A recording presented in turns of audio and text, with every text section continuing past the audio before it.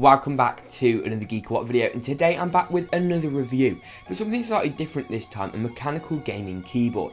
Now, many people have been asking for a review of a mechanical gaming keyboard for quite some time, but really they're a little bit out of my price budget and etc, etc. So to begin with, I'd like to thank QPAD Pro Gaming Gear for sending this keyboard over for a review.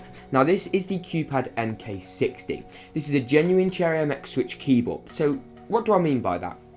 Now, if you didn't know, a year or two ago, Cherry's patent on their switches ran out. So basically, companies like Razer, with their Kale switch, is basically a copy of the Cherry MX switch, but the way they did it was because the patent ran out, Cherry could no longer sue Razer over using their technology. The upside, however, of using genuine Cherry MX switches is you are supporting the original people that make the switches, and if you've seen Linus Tech Tips factory tour video, you will know the amount of validation that these switches go through and the amount of testing before they're allowed on your keyboard. So this personal keyboard has got Cherry MX brown switches, and as you already heard at the beginning from the type test, it sounds amazing. Now, you can also get this in Cherry MX red switches as well, and the MK-50 is a sort of a toned down version from the MK-80, which is something I'm going to come back to in just a moment. But first, let's start with a physical overview. This is a full-size 3-section keyboard with our main bulk of our keys over here, our function keys across the top combined with the media keys. We've also got our along sort of after the main set, we've got our page up, page down, home buttons, our arrows, and our scroll lock, print screen, and our pause break button. And then to the right of that, we have our number pad. Above the number pad, we have the indicators, which shine a nice blue and illuminate a nice blue when you've got caps lock on, scroll lock on, that num lock on, that kind of thing. Now, I mentioned that this was a rundown version of the MK-80. Now, this is the MK-50, which is quite a bit cheaper than the MK-80. And what do I mean by a toned down version?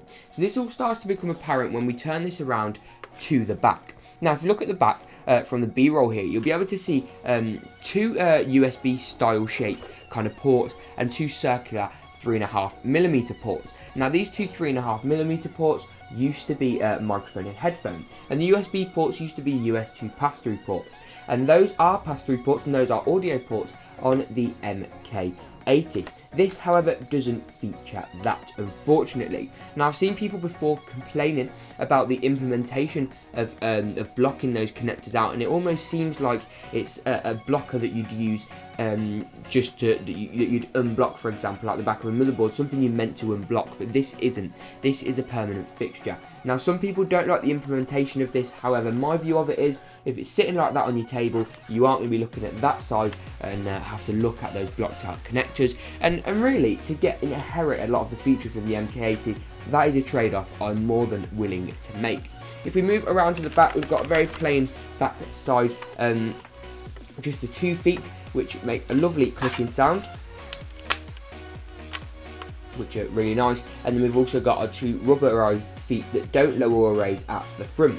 We've also got our mount for our wrist rest. Now, wrist rests are something that I've never sort of encountered before and never had sort of history with, for example. However, I love using this wrist rest, especially when gaming. The wrist rest is very easy to clip on and off. You simply put it on the bottom like this. Doing this one-handed is quite hard, and then you just clip it in like that, and it sounds, to some people it sounds like a little bit of a snap, but it is just clicking in. Don't worry about that. Now, as you can see, we've got our wrist rest on the bottom of our keyboard here.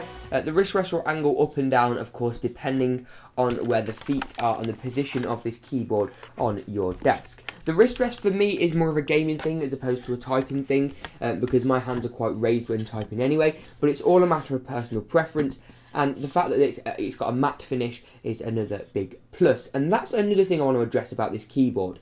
It's got a matte finish. Now, my old keyboard has a glossy finish, and it's a fingerprint magnet. And to get in between the keys and in the small gaps is really annoying. But the matte finish on this will not take any fingerprints, which for me is a massive bonus. Now, the cable is another point I'd like to address quickly as well. Now, the cable is a nice thick USB cable, and on the end we've got something slightly different to what you'd normally expect. It isn't braided as some people may hope for. However, braided cables to me aren't aren't what they're cracked out to be. I've had a lot of braided cables kind of fray on me, if you will. So for me, I'm not really too fussed either way, and this cable is lovely and durable anyway.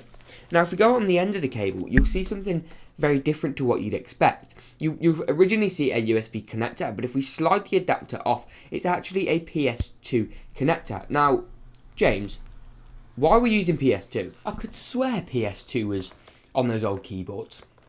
Well, actually, a lot of the latest motherboards, even on the X99 platform, the Z170 Skylake, so AM3 Plus, most motherboards now still have a PS2 connector. So why would we want to use it? Well, if you didn't know, a PS2 connector actually has a lot less input lag than USB, because the PS2 connector from the outset was designed to only transfer the clicks and the inputs of a keyboard, as opposed to USB, which was designed for basically everything. Let's be frank about it. It does, however, give you out of the box, and it is pre-connected, which I think is really, really nice. You get a USB to PS2 connector, and both of these are arrowed and keyed, so you're not going to put them into each other the wrong way. So this is pro gaming gear, and that is why they've used that PS2 connector. A lot of pro gamers actually prefer to use PS2 natively because it provides less input lag, as I said. And if you're playing CSGO or if you're doing professional esports, having no input lag, very little input lag, can actually really, really enhance your game. Now I know what you're thinking. Why have they used PS2 by default with a USB adapter? Why didn't they use a USB port by default and a PS2 adapter? Because then you're still inheriting any input lag from the USB, because you have to remember a connector is as slow as the slowest thing in its chain. If you had a USB connector as opposed to PS2 natively on the end of the cable, you would find that you would be limited to the USB speeds. So overall, what do I like, what do I don't like, what would I rather they changed? Now, it uses the genuine Cherry MX keys, which is great. Cherry MX Blacks sound amazing. You can go Cherry MX Red as well. The fact that it uses genuine Cherry switches is great for validation and quality. You know the quality is going to be there. And also the fact that you can interchange these. You can change these keys up, and as you can see here, with these orange keys, they include 4 keys for you, which you can take off, and you get a keycap puller included. And as I said, these 4 extra orange keys, which I've chose to replace my W, A, S, and D with. The wrist rest is a great feature, as I know some people won't use a keyboard without a wrist rest, so having it there and having it detachable is another great plus. The matte finish is super, super nice, and the fact that I can replace these keycaps with any keycaps I want that are Cherry MX compatible is just amazing. This keyboard on a lower budget really is a great option. The keys, they're very nice shape, they're comfortable in the hand, they're not coarse at all, but they definitely provide a lot of grip, and the custom use of the QPAD logo with the Q on the Q key is just another inventive feature that you'll be able to see in B-roll. Is there anything I'd rather changed about this keyboard? Now, a lot of people rave about USB pass-throughs, but really, I'm not fussed. I wouldn't use the audio pass-throughs anyway, because I have an audio interface on my desk which handles all my audio needs, my microphones, my headsets, headphones, speakers, etc, etc. So what would I award this keyboard out of 10 if given the demand, shall we say? Now, this keyboard from me gets a 9.5 out of 10. This is a great mechanical keyboard which you can find on a budget. It is a couple of years old now, but don't let that put you off.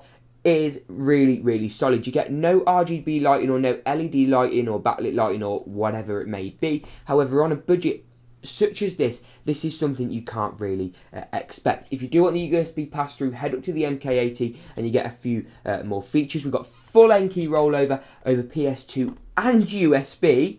Hallelujah. Anti-ghosting, all of that kind of stuff.